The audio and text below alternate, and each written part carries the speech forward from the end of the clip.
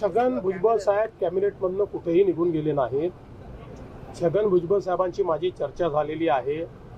मी त्यांना आश्वस्त केलेलं आहे, हा जो काही GR आपण काढलेला आहे त्याच्याने OBC समाजावर कुठलाही परिणाम नाही.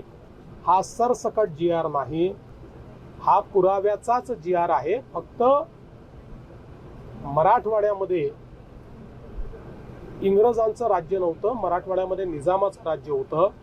त्यामुळे इंग्रजांच्या राज्यातले पुरावे हे इतर ठिकाणी मिळतात, मराठवाड्यात मिळत नाहीत. मराठवाड्यातले पुरावे हे निजामाकडे म्हणजे हैदराबाद गॅझेटमध्ये मिळतात. त्यामुळे तिथले पुरावे जे आहेत ते आपण ग्राह्य धरलेले आहेत. त्यामुळे जे खरे कुणबी आहेत त्या पुराव्यांमध्ये त्यांनाच हे मिळणार आहे. आणि मला असं वाटतं की यातनं एक प्रकारे जे काही खरे हक्कदार आहेत त्यांना मिळणार आहे, पण कोणालाही खोटेपणा करता येणार नाही अशा प्रकारचा GR असल्यामुळे अनेक OBC संघटनांनी याचं स्वागत केलेलं आहे. अनेकांनी त्यातलं आता आमच्या मनामध्ये शंकाने असंही सांगितलं आहे. मला असं वाटतं की भुजबळ साहेबांची मनातली शंका आम्ही दूर करू, इतरांची मनातली शंका दूर करू. एक गोष्ट OBC नेत्यांना देखील माहिती आहे की जोपर्यंत हे राज्य आहे तोपर्यंत OBCवर अन्याय होऊ शकत नाही. जोपर्यंत हे राज्य आहे तोपर्यंत एका समाजाचं काढून दुसऱ्याला देण्याचा विचार होऊ शकत नाही. आम्ही मराठ्यांचं मराठ्यांना देणार, OBCचं OBCंना देणार आणि ज्यांना खरा अधिकार आहे त्यांना ते देणार. कोणाचं काढून कोणाला देणार नाही. दोन समाजाला एकमेकासमोर कधीच आणणार नाही.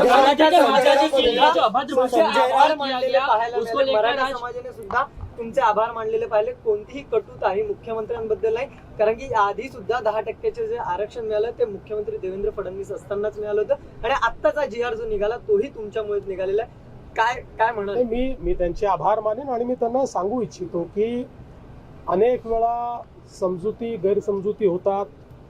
अनेक वेळा काही लोक जाणीवपूर्वक गैरसमजुती तयार करतात.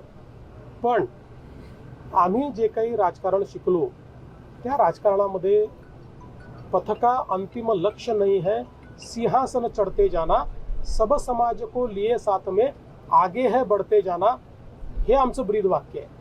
त्याच्यामुळे सगळ्यांना सोबत घेऊन आम्हाला पुढे जायचं आहे. मराठा समाज एक महत्त्वाचा समाज आहे.